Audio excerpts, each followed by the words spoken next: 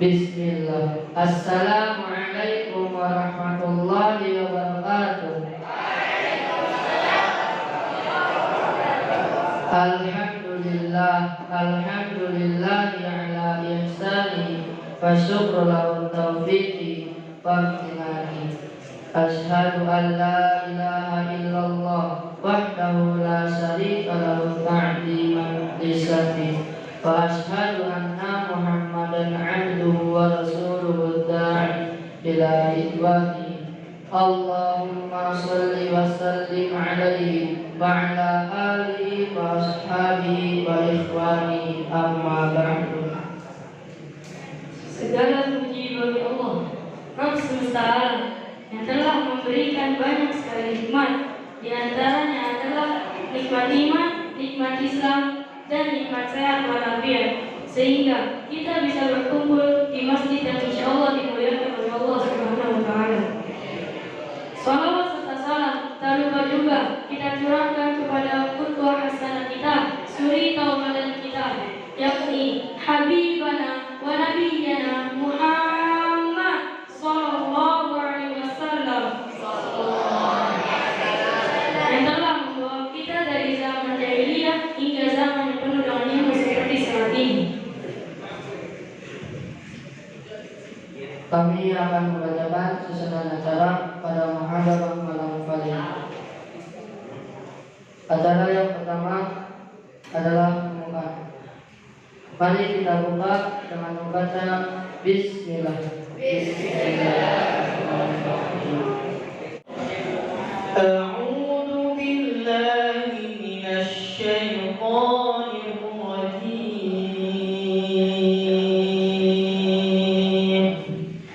Bismillahirrahmanirrahim. Sabbaha lillahi ma fis samawati wa ma fil ardh wa huwal azizul hakim. Ya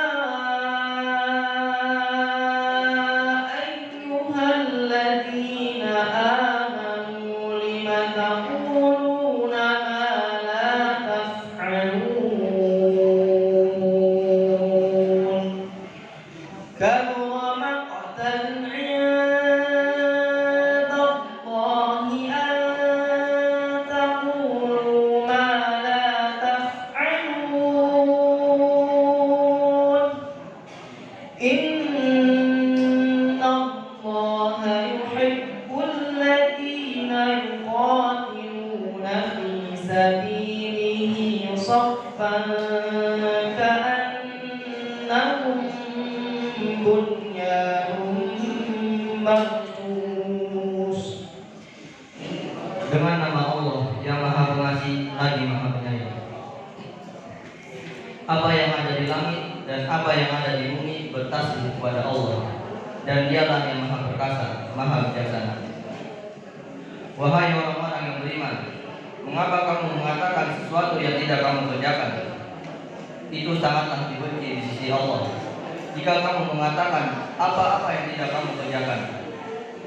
Sesungguhnya Allah mencintai orang-orang yang berperang di jalannya dalam barisan yang teratur. Mereka seakan-akan seperti suatu bangunan yang tersusun kokoh. Gosok adalah menggunakan harta seseorang secara paksa dengan tanpa hak. Gosok hukumnya haram berdasarkan firman Allah, wala taqulu amwalakum bainakum bil batil, dan janganlah sebagian kalian memakan harta sebagian yang lain dengan jalan yang batil. Surat Al-Baqarah ayat 188. Ane akan bacain beberapa hukum tentang gosok. 1. Pelaku gosok wajib diberikan hukuman, yaitu memenjarakannya atau dipukul sebagai pelajaran baginya. 2. Pelaku gosok wajib mengembalikan harta yang digosoknya kepada pemiliknya. 3. Barang yang digosok wajib dikembalikan kepada pemiliknya secara utuh atau tidak rusak.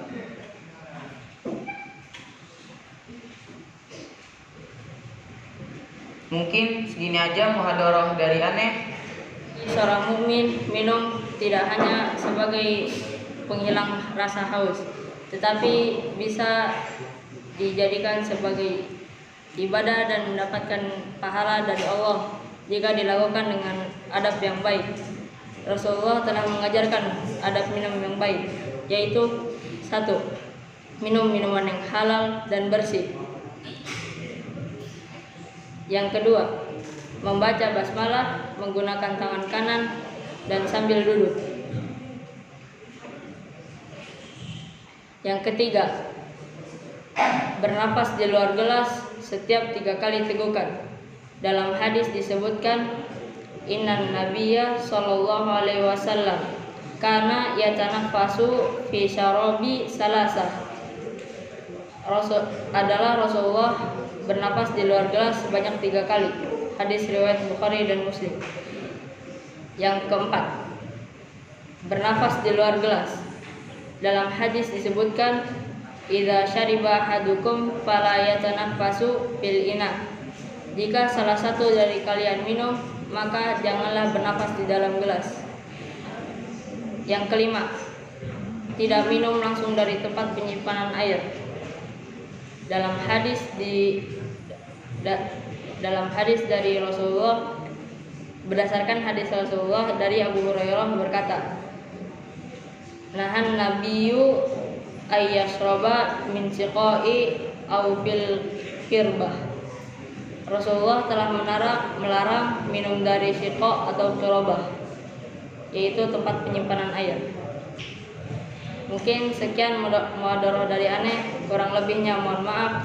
Assalamualaikum warahmatullahi wabarakatuh. Iman menurut bahasa adalah pembenaran hati, sedangkan menurut istilah iman adalah tasdiqun fil qalbi wa iqraru bil lisan wa amalu bil arkan.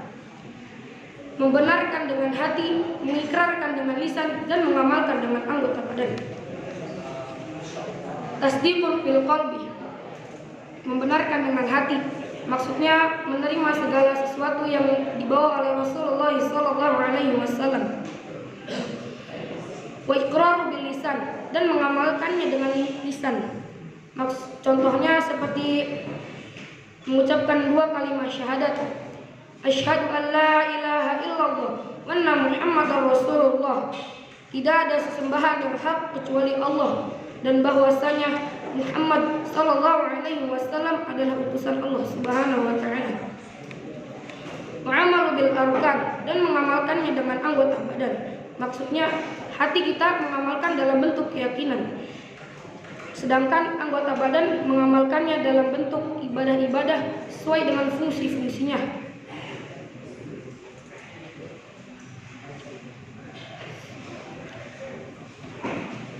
Kaum salaf rahimahumullah menjadikan amal termasuk sebagai pengertian iman. Dengan begitu iman bisa bertambah dan berkurang seiring dengan bertambah dan berkurangnya amal saleh. Para salaf bersandar pada berbagai dalil-dalil. Salah satunya adalah firman Allah dalam surah Al-Muddatsir yang berbunyi, wa ma ja'alna ashaban nari illa malaikatan wa ma ja'alna iddatuhum illa fitnah wa ma ja'alna iddatuhum illa fitnatan lil ladzina kafaru liyastayqinal ladzina utul kitab wa yazdadal ladzina amanu imanan wa la yartabal ladzina utul kitab wal mu'minuna wal yaqulal ladzina fi qulubihim maradun wal kafiruna madza aradallahu bihadza matna. dan tidak kami jadikan penjaga neraka melainkan dari malaikat, dan tidak kami jadikan bilangan-bilangan tersebut melainkan untuk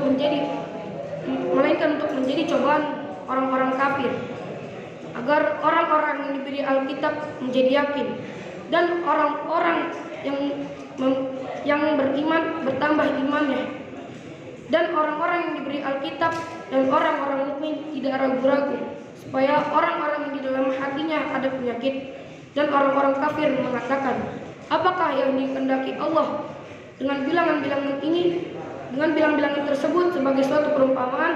Potongan surah Al-Mudaththir ayat 31. Di dalam Al-Quran banyak nama-nama yang menyebutkan tentang hari kiamat. Yang pertama,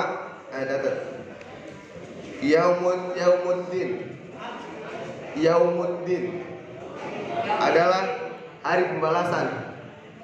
Hari pembalasan yang dimaksud semua manusia akan menerima pembalasan dari Allah Subhanahu wa taala sesuai dengan apa yang dia kerjakan selama di hidup dunia. Di surat Al-Fatihah ayat 4, Maliki Yaumiddin, yang artinya pemilik hari pembalasan. Terus yang kedua, Yaumul Ba'ts. Yaumul Ba'ts adalah hari kebangkitan. Yang dimaksud hari kebangkitan, Allah Subhanahu wa taala akan membangkitkan semua makhluk yang telah mati di dalam sejak Nabi Adam sampai umat terakhir Nabi Muhammad sallallahu alaihi wasallam. Di surat Ar-Rum, yang berarti, dan orang-orang yang diberi ilmu dan keimanannya berkata kepada orang-orang kafir, sesungguhnya kamu telah berdiam dalam kubur menurut ketetapan Allah sampai hari kebangkitan. Maka ialah hari kebangkitan itu, tetapi dahulu kamu kita yakininya. Yang ketiga serta yang terakhir, Yaumul Fasli adalah hari keputusan. Nggak usah dihiraukan. Yang bermaksud hari ketika Allah Subhanahu wa taala memberikan keputusan dan membalas kepada hamba-hambanya. Di surat As-Saff ayat 21, Hadis Rasulullah SAW menyebutkan, nahnu qaumun la na'kulu hatta najua, idza akalna fala nasma'u. Artinya, kami adalah kaum orang-orang yang tidak makan sebelum kami lapar, dan apabila kami makan maka tidak sampai kenyang. Oleh karena itu, apabila ia belum lapar, ia tidak makan, dan apabila ia belum haus, ia tidak minum. Saya akan menyebutkan 5 hal adab sebelum makan. Yang pertama, hendaknya mencari makanan yang baik dan halal.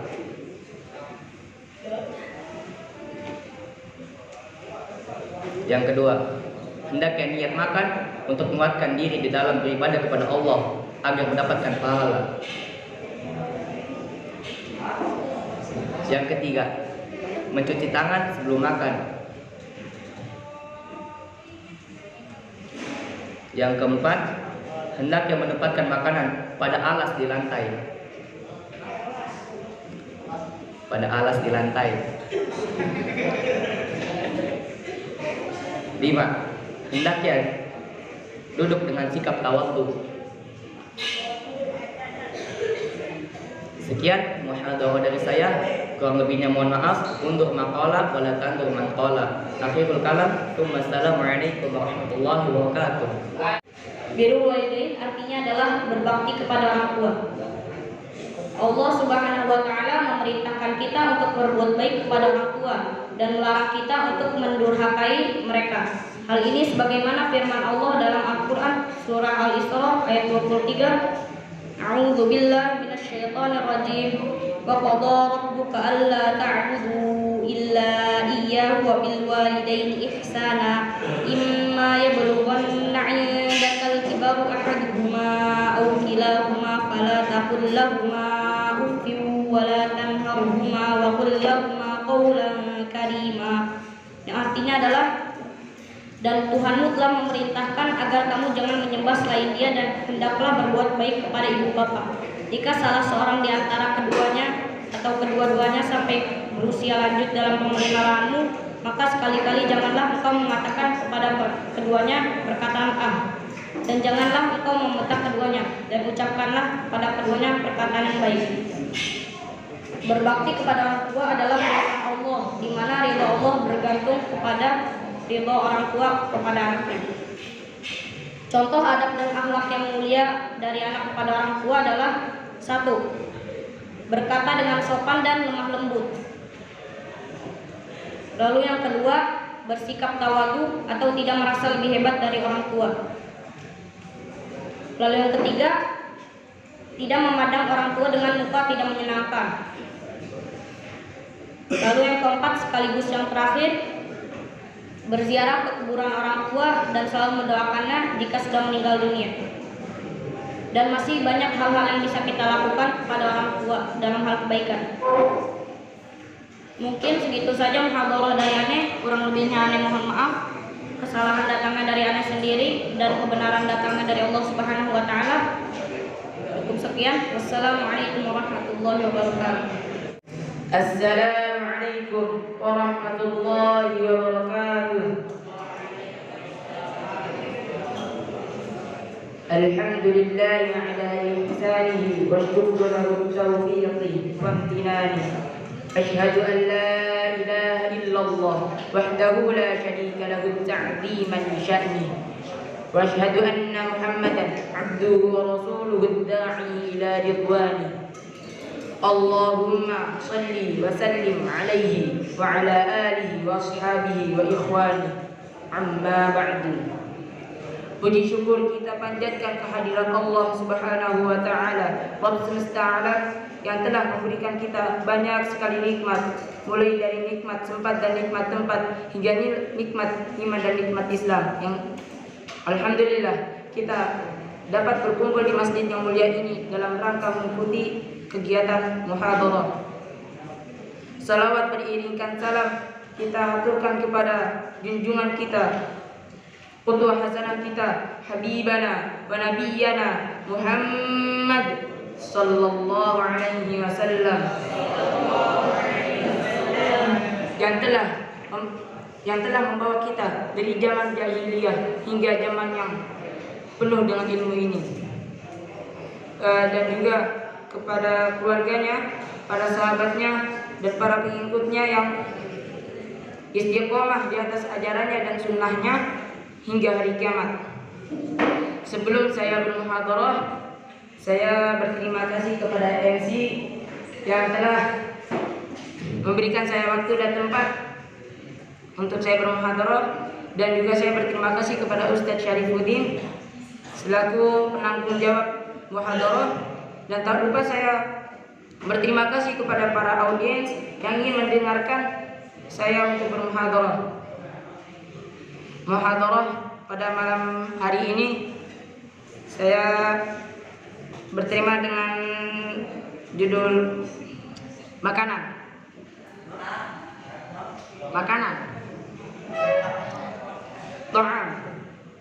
Ta'am atau makanan ialah apa saja yang bisa dimakan seperti biji-bijian, kurma, dan daging atau lain sebagainya. Pada dasarnya semua makanan adalah halal berdasarkan keumuman firman Allah Subhanahu wa taala yang berbunyi, "Huwallazi khalaqakum ma fil ardi jami'a." Artinya, dialah Allah yang menjadikan segala yang ada di bumi untuk kalian. Al-Baqarah ayat 29. Jadi, tidak ada makanan yang diharamkan selain yang dikecualikan oleh Al-Quran dan As-Sunnah. Perlu dicatat, Allah Azza wa Jalla mengharamkan suatu makanan karena makanan tersebut dapat merusak badan dan akal kita. Macam-macam makanan yang diharamkan. Makanan yang diharamkan berdasarkan dalil Al-Quran. Yang pertama, makanan orang lain. Karena Allah berfirman, Wala ta'kulu amwalakum bainakum bil batil. Artinya, dan janganlah sebagian kalian memakan harta sebagian yang lain di antara kalian dengan jalan yang batil. Al-Baqarah ayat 188. Yang kedua, bangkai, yaitu hewan yang mati secara wajar, yaitu termasuk bangkai hewan yang tercekik, dipukul, terjatuh, dan bekas dimakan oleh binatang buas. Yang ketiga adalah darah yang mengalir dan darah yang tidak mengalir ketika disembelih, baik sedikit maupun banyak.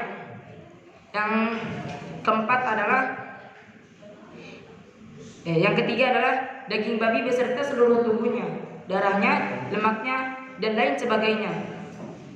Dan yang keempat, apa saja yang disembelih untuk selain Allah, yaitu sembelihan yang disebut atas nama selain Allah Subhanahu Azza wa Jalla. Yang kelima, hewan yang disembelih untuk berhala, termasuk apa saja yang disembelih di kuburan atau kubah yang dijadikan sebagai tanda sesuatu yang disembah selain Allah Subhanahu wa taala atau sebagai tawasul kepada selain Allah. Dalil dari kelima poin ini berdasarkan firman Allah Subhanahu wa taala yang berbunyi, "Hurrimat 'alaikumul maitatu wad-damu wa lahmul khinziri wa ma uhilla li ghairillahi bihi wal munkhaniqatu wal mawqudatu wal mutaraddiyatu wan natihatu wa ma akala as-sab'u illa ma dakkaytum wa ma dhubiha 'ala nusub."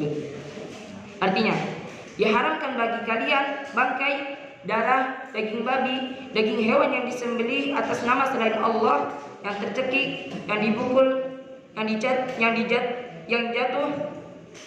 ditanduk, dan yang diterkam binatang buas, kecuali yang sempat kalian menyembelihnya.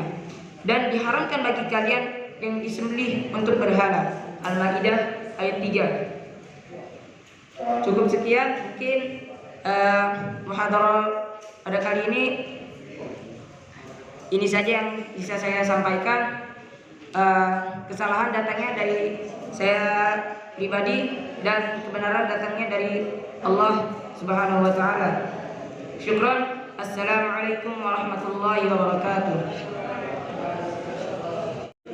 Pendapat yang pertama datang dari Imam Ishaq, Imam Ahmad, dan Imam Ibnu Mubarak.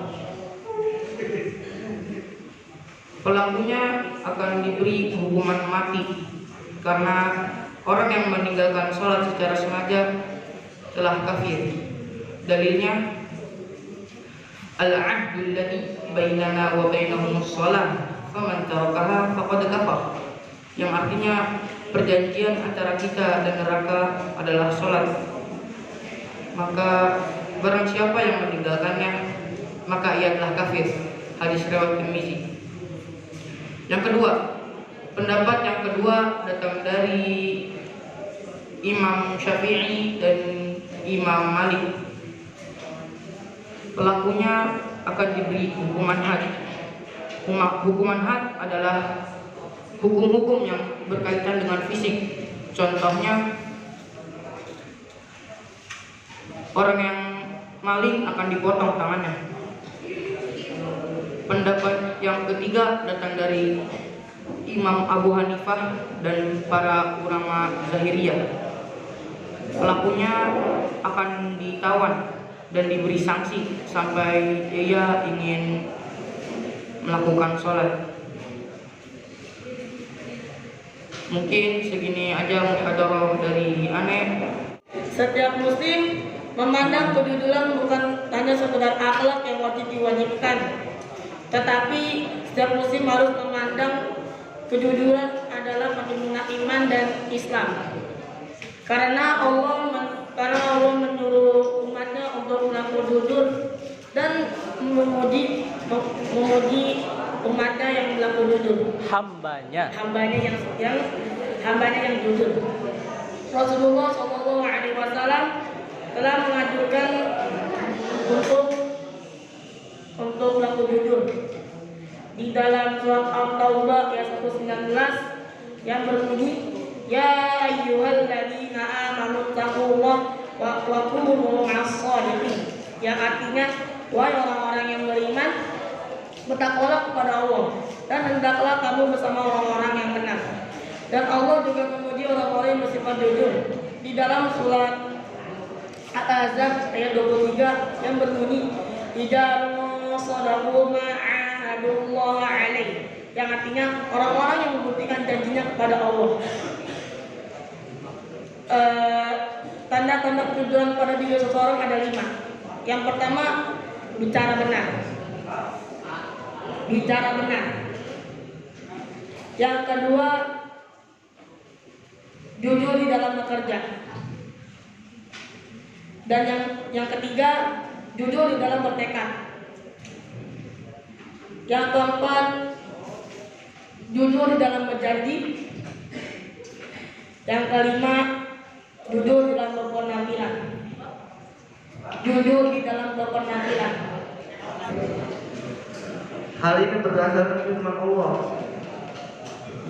A'udzu billahi minasyaitonir rajim. Bismillahirrahmanirrahim.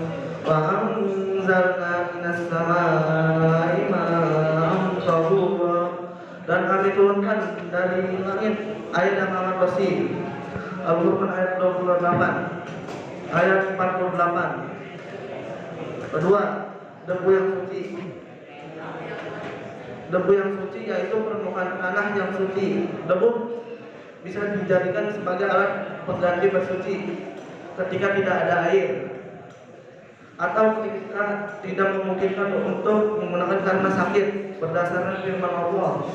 Falam madajidu ma'am fatayammamu sa'idan thayyiban. Kemudian kamu tidak mendapatkan air, bertayamumlah dengan tanah yang baik atau suci.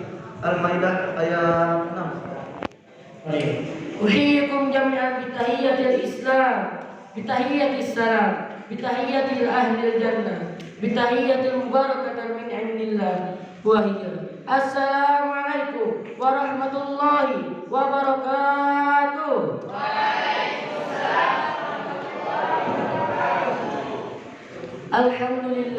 Alhamdulillahi ala ihsanihi wa syukrun lahu taufiqi wa amtinani. Ashhadu an la ilaha illallah wahdahu la syarika lahu ta'ziman li sya'ni. Ashhadu anna Muhammadan abduhu wa rasuluhu da'i ila ridwani. Allahumma shalli wa sallim alaihi wa ala alihi wa ashabihi wa ikhwani, amma ba'du. First of all, let's thank Allah subhanahu wa ta'ala, who always given guilty, blessing and salvation for all of us, so that we can to be in here without trouble at all. Secondly, my salawat and salam for our Prophet Muhammad sallallahu alaihi wasallam, who always give goodness in the world. Puji syukur kita panjatkan kepada Allah subhanahu wa ta'ala atas nikmat yang begitu banyak yang diberikan kepada kita, dari nikmat iman, Islam, sampai nikmat sempat dan sehat walafiat hingga kita bisa berkumpul di masjid yang mulia ini dalam kegiatan muhadarah. Salawat beriringkan salam kita haturkan kepada pemimpin anak cucu Adam, qudwah hasanah kita, habibana wa nabiyana Muhammad sallallahu alaihi wasallam, yang telah membawa kita dari zaman jahiliyah sampai membawa kita di zaman yang penuh dengan ilmu tadi. Sebelum saya bermuhadharah, saya ingin berterima kasih kepada Ustaz Syarif Udin Bara yang telah mengizinkan saya bermuhadharah di sini, dan saya ingin berterima kasih kepada dari Tabib dan audiens, abang kelas saya yang ganteng-ganteng, adik kelas saya yang unyu-unyu, dan teman-teman saya yang baik-baik. Di sini saya akan bermuhadharah tentang puasa yang dimakruhkan. Puasa yang dimakruhkan. Yang pertama, puasa Arafah. Bagi orang yang melaksanakan wukuf bagi orang yang melaksanakan wukuf karena adanya larangan dari Rasulullah SAW untuk berpuasa pada hari Arafah bagi yang berada di Arafah. Yang kedua, puasa di hari Jumat. Puasa di hari Jumat secara khusus. Sabda Rasulullah SAW, Innal Jum'ati idukum fala tasumu illa tasumu faqabalatu au ba'dahu. Artinya, sesungguhnya hari Jumat itu adalah hari raya bagi kamu sekalian. Maka janganlah kamu berpuasa pada hari itu kecuali disertai dengan puasa sebelum dan sesudahnya. Dengan puasa sebelum dan sesudahnya. Syukran modal-modalnya. Sebelum anda tutup, ada kata-kata buat ente semua. Tolong dicatat. Ingat, orang belajar itu salah wajar. Tetapi orang yang tidak mau belajar, salah itu kurang ajar. Syukran. Wassalamualaikum warahmatullahi wabarakatuh. Apa? Malam ini saya akan bermuhadharah berjudul macam-macam bid'ah. Macam-macam bid'ah. Nah. Bid'ah dalam agama dibagi jadi dua macam. Yang pertama, bid'ah qaulun i'tiqadiyah atau bid'ah pandangan dalam keyakinan. Seperti perkataan kelompok Jahmiyah, Mu'tazilah, dan kelompok sesat lainnya. Kedua, bid'ah beribadah kepada Allah, seperti ibadah kepada Allah yang tidak diajarkan oleh Allah berdasarkan sabda Rasulullah, man 'amila 'amalan laisa 'alaihi amruna fahuwa raddun. Artinya,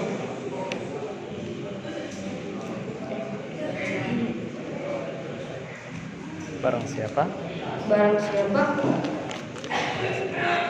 siapa yang melakukan suatu amalan yang tidak didasari oleh agama kami, maka ia tertolak.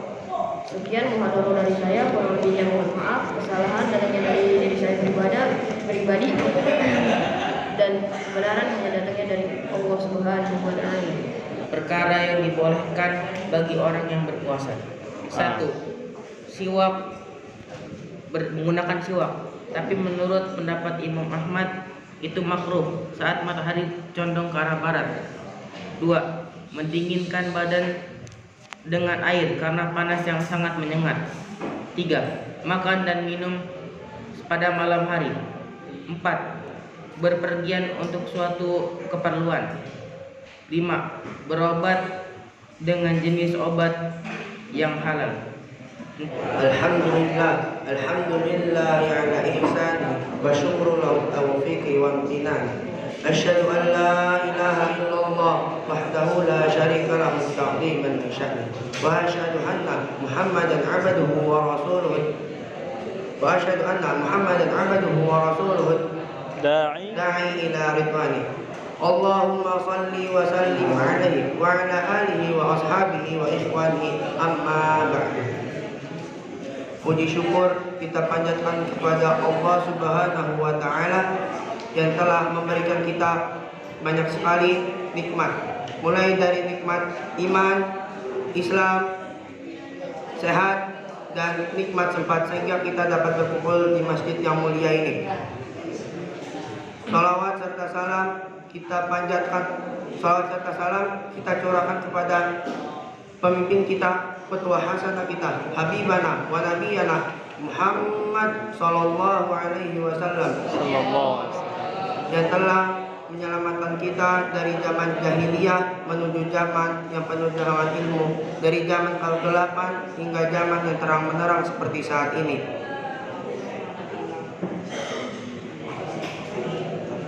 Dan keluarganya, sahabatnya, dan pengikutnya yang istiqomah di atas ajarannya dan sunnahnya hingga hari kiamat.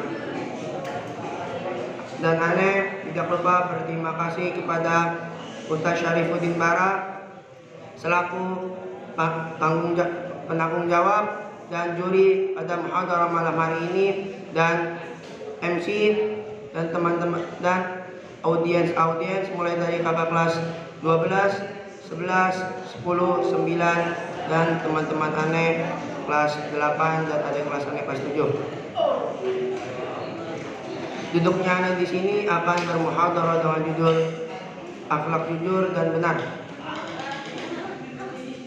Seorang mukmin adalah seorang yang jujur, mencintai kebenaran dan senantiasa menetapi kebenaran, lahir maupun batin, berbuat maupun berkata. Kebaikan akan mengantarkan kita ke surga, sedangkan dusta akan mengantarkan kita ke neraka. Kejujuran merupakan penyempurna keimanan dan keislaman, sebab Allah telah memerintahkan umatnya untuk berperilaku jujur. Kejujuran merupakan buah yang baik yang dapat dipetik oleh pemiliknya. Di antaranya, yang pertama, menenteramkan hati dan menenangkan jiwa. Rasulullah SAW bersabda, "As-sidqu tuma'ninah." Kejujuran adalah ketenangan. Yang kedua, mendatangkan keberkahan dalam usaha dan menambah kebaikan. Yang ketiga, meraih kedudukan para syuhada. Yang keempat, menyelamatkan pelakunya dari bencana atau yang tidak diinginkan. Segini aja muhadarah dari aneh. Kesalahan datangnya dari aneh, kebenaran hanya dari Allah Subhanahu wa taala. Billahi taufiq wal hidayah. Wassalamualaikum warahmatullahi wabarakatuh.